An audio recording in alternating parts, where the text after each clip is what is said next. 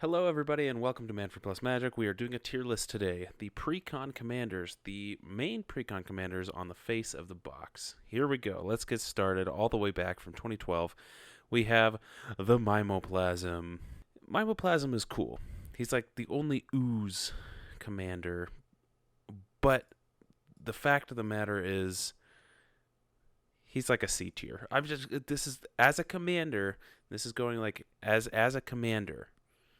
He's C tier because his thing is only enter the battlefield effect, or like it's just on himself, and like I guess you could like create ways to flicker him and clone him and stuff, but personally I think he's like a C tier. Plus you got like Damia in that same deck, and I would just swap for Damia because she's just way better. Next we have Zedru, the Great-Hearted. Zedru's really cool. Zedru is probably one of the most unique commander designs out there, and I really like her, and she could do so much. I'm gonna say let's put her in A tier because as a commander she's really interesting and really fun. Gave, Guru of Spores. Gave's pretty cool.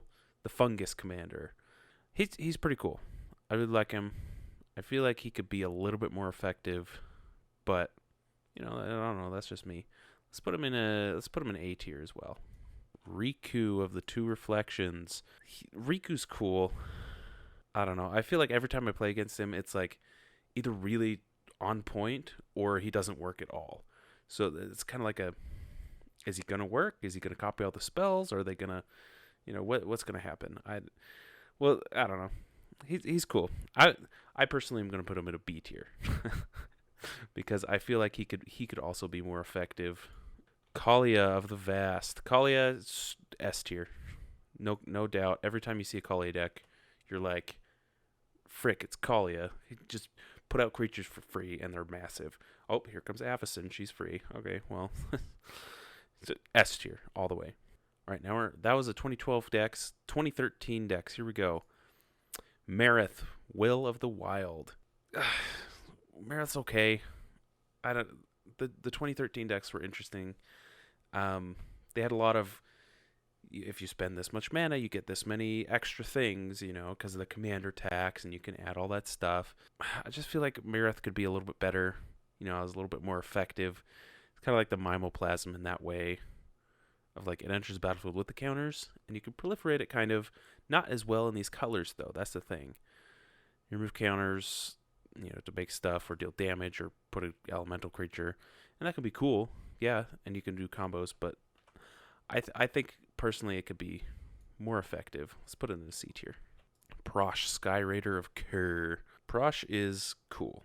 I like his effect, but there's really not much kobolds. There's not many kobolds in the game, so it's kind of like a weird like creature type. And then again, you get X, where X is amount of mana spent to cast it because of the commander tax and such. That's pretty cool. Plus you got a free sacrifice outlet, but it only buffs Prosh. So I don't know. Another one. I feel like the 2013 decks could all be more effective. C tier. Jaliva, Nephalia's Scourge. She is a good card. She's not a good commander. Just gonna say right now, each player exiles a top X cards, where X is the amount of mana spent to cast her, and you can cast instant resources built exiled with her without paying its mana cost. Pretty slick, but again, she has to enter the battlefield to get that first effect, and then you have to attack with her. And she's just a 1/3 flyer, and I feel like back then maybe it was a little bit more effective. Nowadays, I don't know that it's as effective. I'm gonna put her in like an F tier. Because she's not the best commander. She's a great creature, though. Oloro, Ageless Ascetic. Oloro is an S tier. Oloro. Every time you see an Oloro deck, you're like, oh no, it's this guy. He's gonna be really effective, and you don't have to cast him. He had like preeminence, which is really good. But every time I played on a Oloro deck, it's so annoying and it's so good and it's hard to beat. So that makes a good commander. Derevi, Imperial Tactician. I'd say Derevi would be an S tier with that ability.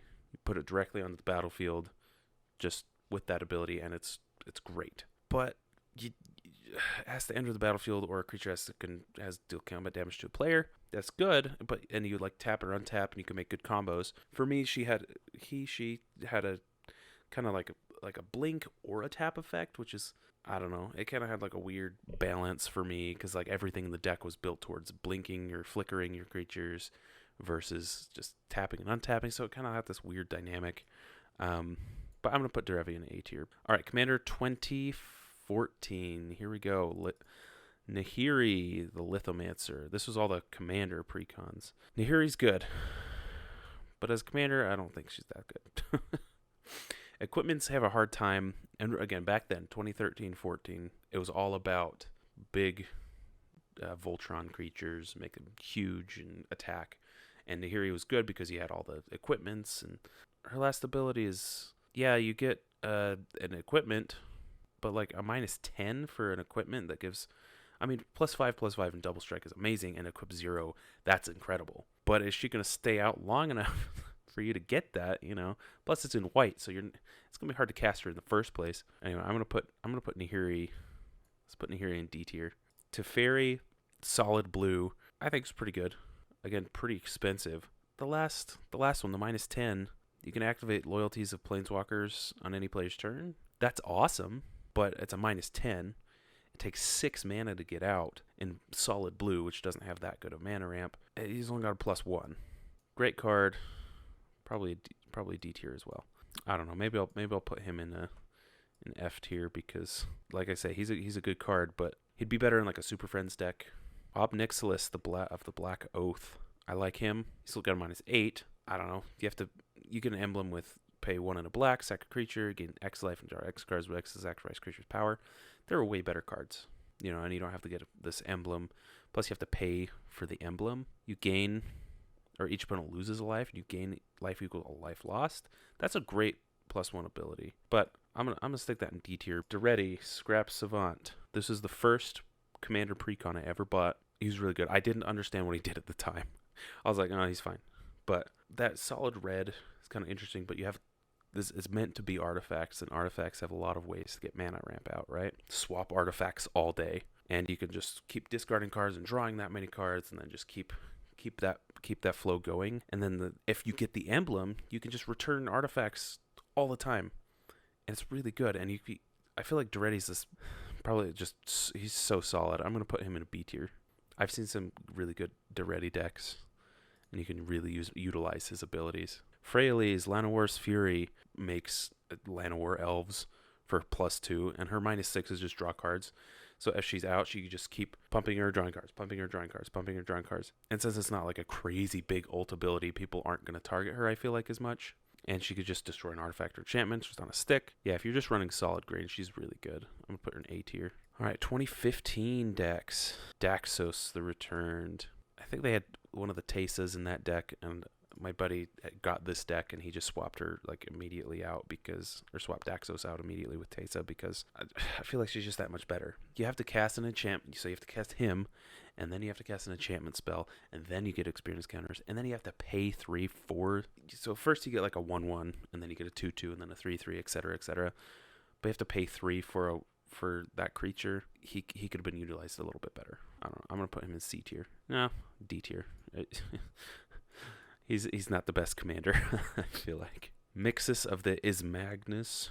I feel like the first 3 or 4 fairly simple to get out, but then you start, but that's only like 3. And then maybe 4, and then it's like, but then your spells cost less to cast. I don't know. That's really good. I've never personally played against a Mizzix deck. Cast small things, and then you get bigger things which cost less. It isn't blue and red, which is great for instants and sorceries. Mizzix I'm going to put as A tier, because that's a really handy ability. And if you can just cast stuff, plus then you get 1,000-Year Storm out, and you're just like, boom, boom, boom, boom, boom. Here we go. Marin is S tier. Hands down. Marin, I think, is the best of the 2015 decks. Because whenever another creature dies, it just has to die. And then you can just, at the beginning of end step, choose a creature in your graveyard, and then you just bring it to the battlefield with equal number of experience counters, or less than. But still, you just constantly recycle your creatures. S tier. Kalemni, Disciple of Iroas. she's fine. Boros is still hardened commander, I feel like. Double Strike and Vigilance is awesome. It's a 3/3 for 4. Double Strike Vigilance, when you cast a creature spell, convert balance costs 5 or greater, you get an experience counter. So already you're far behind with the experience counters because you have to wait until at least turn 3, 4, 5 until you actually get one, and you have to get like exactly on mana curve to get that. So you have to cast Clem turn 3, and then turn 4 you might be able to cast something with CMC 5, and then you've only got one, and then only she gets the buff for the experience counters, and it's in Boros, so it's not that good. She's a fun creature, but she's F tier. As a commander, she does not work. Azuri, Claw of Progress. Azuri, this one's hard because Azuri is really good. Creature power 2 or less. There's a ton of them. You get an experience counter, so you could do that all day. Cast all the Findhorn elves and Llanowar elves and all them, and you can just crank out the experience counters. And then you put that many counters on a creature you control each combat. I'm going to say Azuri is S tier. That finishes the 2015 decks. Let's go into the 2016. Yudris, Maelstrom Wielder. I feel like he's so good. Every time I see Yudris deck, I'm like, oh man, this is going to be crazy.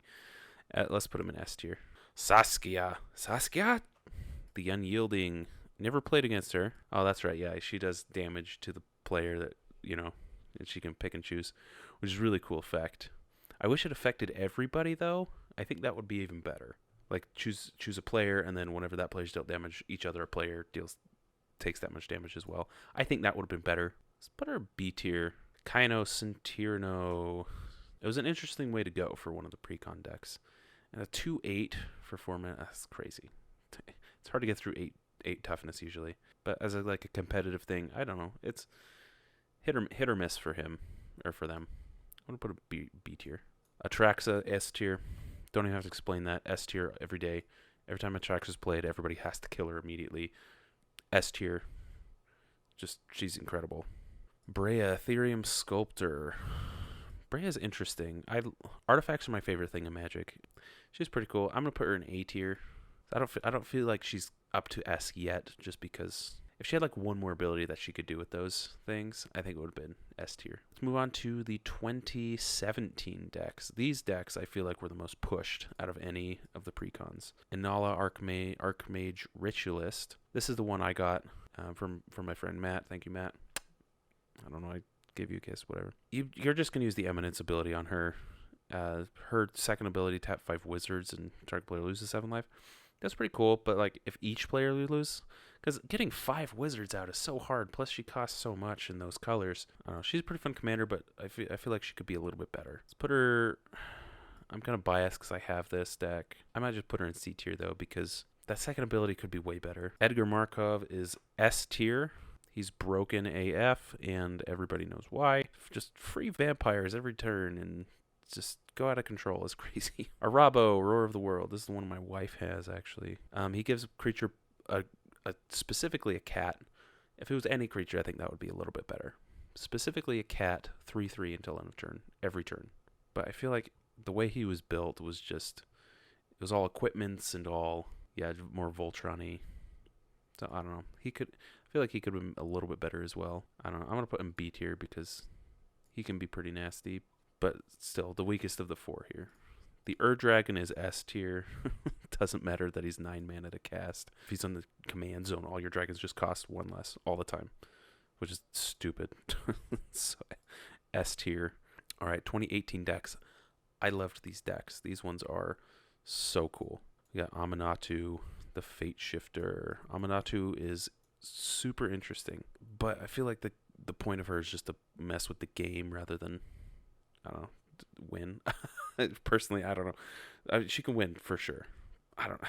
It's kind of like one of those weird decks. You know how they put a weird random card in the Precons that have nothing to do with anything? She's kind of that weird Precon commander. I don't know. She's kind of fun, though. I want to put her in a B tier because she can be pretty powerful. Estrid the Masked. Estrid is S tier. So good. Always getting enchantments out. Enchantments are really easy to get in those colors. It's much better than the Daxos guy. Lord Windgrace is probably S tier. Everybody's scared of Windgrace. But my buddy Nephew, who runs the shop I go to, he's got a Windgrace deck, and it's so good. It's so fun. S tier for Wind Grace. There's more S tiers than I expected. Saheeli is triple S tier. I'm biased though. I love Saheeli. She's my girl. So we're gonna put her a little bit higher than the rest of them. Usually when Saheeli comes out, people are like, "Oh, we gotta get rid of this because she's just gonna triple, double, quadruple our artifacts in that order." All right, 2019 decks. These ones weren't as good, I feel like, as the 2018s, 2017s. Angie, nobody really played her. It's like I've played so much, and I don't think I've ever seen anybody play an Angie Falconwrath deck. She's got a cool ability. I actually have this deck still sealed. Madness is kind of niche, you know. I don't know. I'm gonna put her in C tier because she's not. She's really good, but I feel like it's kind of a weird like Madness thing. I don't know. Like I say, I feel like all of these commanders can be really good at some point, but as far as they come out of the box, this is kind of same with Girid. Girid's really cool and he's good. He costs a little bit too much. He does enter with a 4/4 Rhino, and you populate when he attacks. If he had haste, S tier, but I'm gonna put him in B tier because he could be better. Savine, the Chronoclasm. Savine is he doesn't like do anything. I don't know. Like the first one you cast from your graveyard. So first off, you have to have cards in your graveyard to cast. And you can copy something. Like he's cool in the deck, but like everybody, even like game nights, immediately they're like, yeah, switch him out. He's not even switch out for the other Jin person. I don't know. I can't remember their name. Yeah, I'm gonna put him in F. Cool ability, but as far as a commander goes, he's not good. Kadena is pretty cool. Everybody played Kadena when she first came out. So she costs 3 less to cast. So it's like a free face down creature every turn. And they could just lock down the board super good. I'm going to put Kadena in S tier because she's popular and she's really good because, well, she's popular because it's good. You know, 2020 commanders. Here we go. Otrimi, the ever playful. Otrimi is another one that immediately got swapped. It was the first time Mutate was ever utilized, so it was really cool. I was like, whoa, that's so cool. I have to get that deck, so I got it. And you just never cast Otrimi. He just sits there. Plus, I think Mutate is really expensive as is. You have to deal combat damage to a player, and then you can return a card from Mutate with your hand. So then you have to have cards in your graveyard to do it, which you probably do at the point by the time you get it cast. But I don't know. That one you just swap for the big broccoli boy. I'm going to put Otrimi at a F tier because he's not that good. Like he's really good, don't get me wrong, but he could be better. Gavi, Nest Warden. This is really cool. This is another one. You pay 0 for the first thing you cast, which is really cool, and you can cycle a lot, and you get your card draw going, and it can be really good. But she's expensive. I would put her in A tier. If she was like 1 blue, red, white, I think she would be S tier, but it takes a second to get out. All right, keyword soup. Cathril, Aspect Warper. This is another one. Nobody really played this deck because it's just not as popular because it was just too much wording and everything was happening and it has to enter the battlefield and it's a lot. 5 mana for a 3/3, but you do get all this stuff in the graveyard, which is kind of fun. So you can wait until the end of the game and to cast Cathril and it just has everything. And then it gets that many +1/+1 counters. But it's more of like a Voltron strategy. Again, 2020, 2021, it is not as effective. It's still effective, but it's not as effective versus everybody losing life kind of decks. I'm going to put Cathril in D tier. Let's do Calamax, the Stormsire. Calamax is cool. I feel like everybody swapped him for the Snake one. I think the Snake one's way cooler and way better, way more fun. Specifically instant spells. Copy it, but he has to be tapped, so you have to make sure that he's tapped. I don't know. Calamax is really good. I'm gonna put him in A tier. Gina Kudrow, or Jirina. I don't know. Really good in the deck. Enters the battlefield. You get a 1/1 for each time you cast a commander. I've only seen her be cast like max 3 times. You know, because red, white, black is terrible for mana ramp, and it's hard to get her out. And like you're gonna get 3, maybe 4 max out of her, unless you're just someone's group hugging and you can just keep casting her. And then other humans get +2/+0.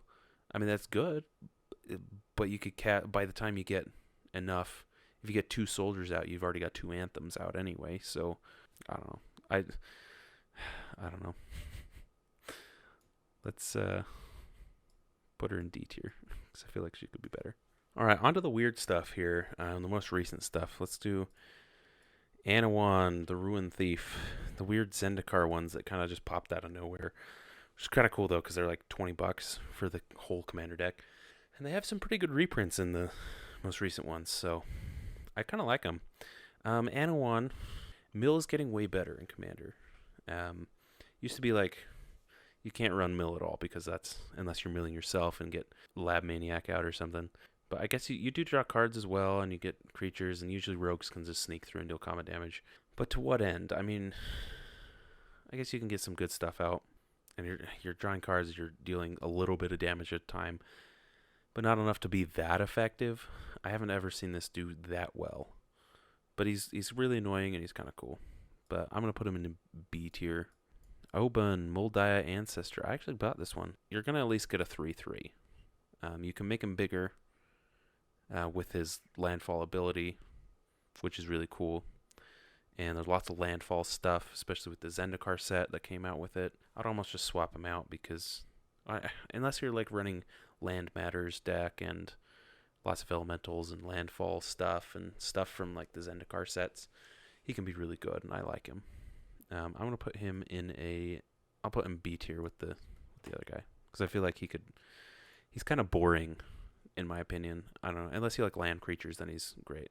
Let's put him in between A and B because he could gotta go both ways. I think. Wyleth, Soul of Steel.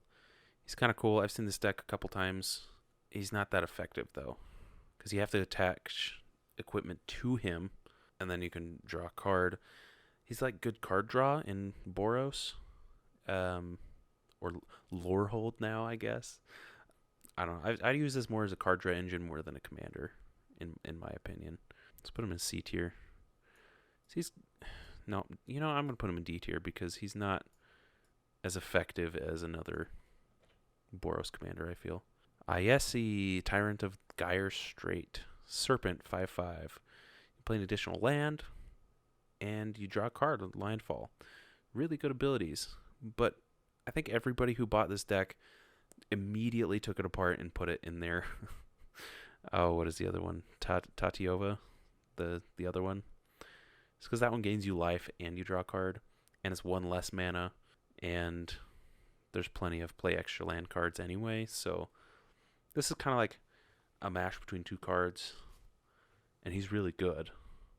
But I feel like he's meant to be put in Tatiova. I don't know, as a commander, I think he's pretty good. He's pretty expensive, but it is blue-green. Landfall. Let's put him in B tier because B for Tatiova. Lathril, Blade of the Elves. I just did a video on this. If you haven't seen it, click this button wherever it is on the top. Lathril's really cool, and elves are easy to get out, and you can watch my video on it. I think it's pretty cool. But Lathril, I think, is going to be an A tier. 10 elves is kind of a steep price-ish. Let's put her here, between A and S, because you can go both ways. You can build her slow, or you can build her more effective. But out of the box, I don't think it's as effective. But Cameron, who in that video, really made it pretty effective. Renar, the Ever Watchful, probably a D tier, honestly. If we ever get more Foretell cards, he could go up. But there's like, I think I counted, there's like 20-ish Foretell cards, and they're not even all in blue-white. But I guess you could do like a blink or a flicker effect to get spirits, but I feel like there's better ways to do that in those colors if you just add Esper. If we get more Foretell cards, he could be more of like a Gavi or a Kadena type thing where it costs 0, and it could be more effective. But as of right now, I don't think he's as effective. So just because I'm going to put him in B tier because you can use him as a flicker kind of commander as well. Now we're getting into unknown territory because this is all the new stuff, right? This is for Strixhaven, and I haven't really read these very well. So this is all going to be speculative from this point on. Zephi, Thunder Conductor.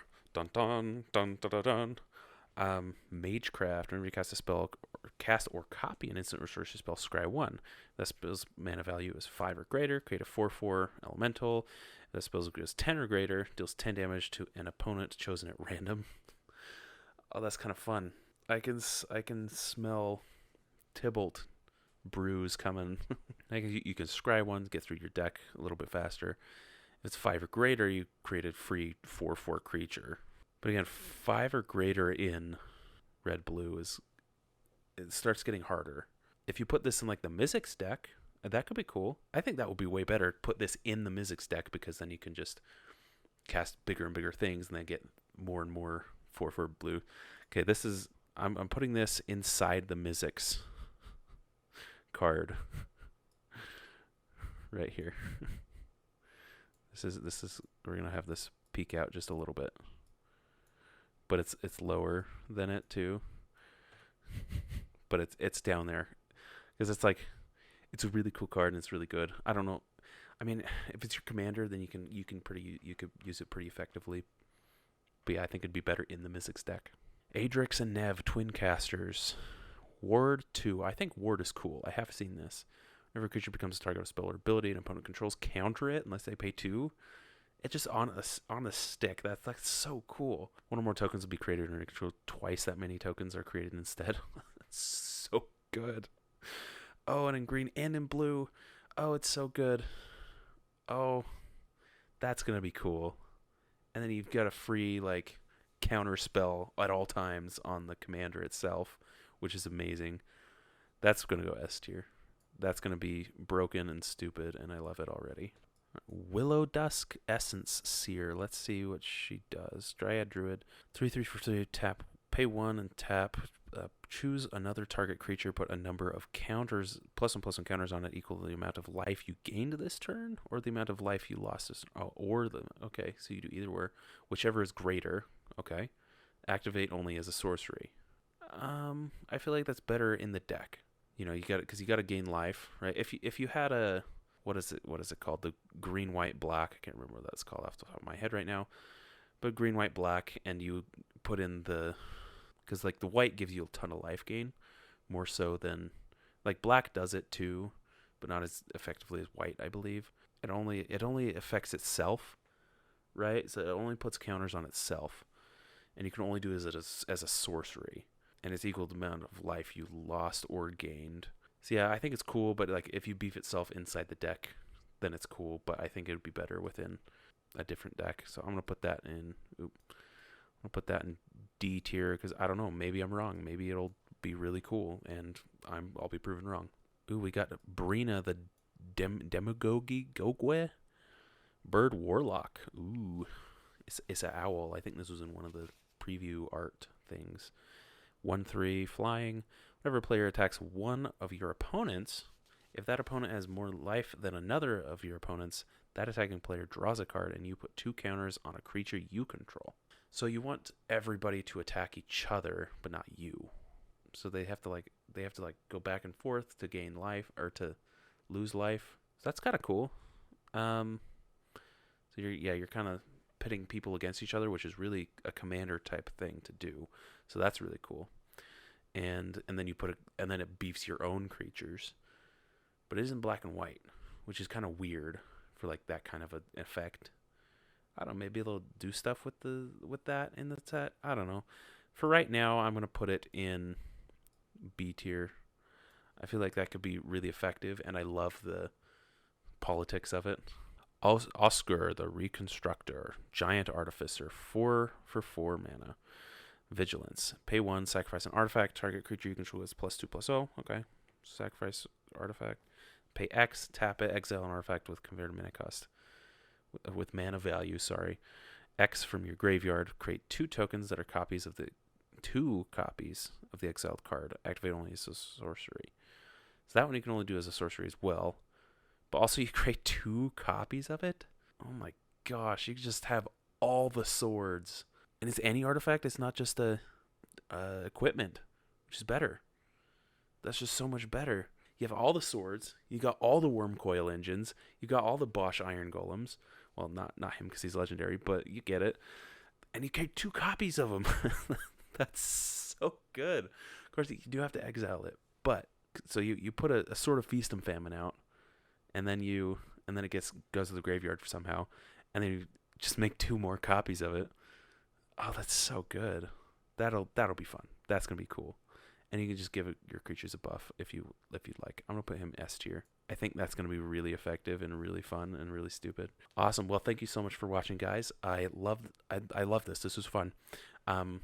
Please like, comment, subscribe, share, and let me know what you think. Let me know what you thought of everything going on, and please let me know what your favorite commander is from these Precon decks, and remember to hit that bell so you don't miss an episode every single Thursday here on Man for Plus Magic. Thank you so much, and we'll see you next week.